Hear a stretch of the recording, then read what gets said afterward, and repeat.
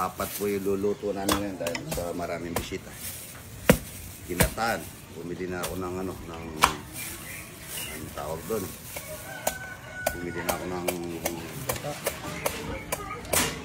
kalimasag at saka gata at saka ano. Maraming papakainin nito mga ito. Magluluto pa kami longganisa. Maraming bisita ngayon linggo. Marami na kami nakauling talapyang walang kamatayan. Sabi nila, puro mayayaman daw yung pinapakain ko. Hindi po, pantay-pantay lang mga idol. Number 1 po yung pagpakain tayo ng tao. Kahit naman na yung pangamahirap pagka pumunta rito, binibigyan ko pa nga ng bigas eh. Pinangingi ko pa sa mga may hikaya dyan. Kaya napapanood Rudy Boy. Rudy Boy, para away. Yan. Good morning.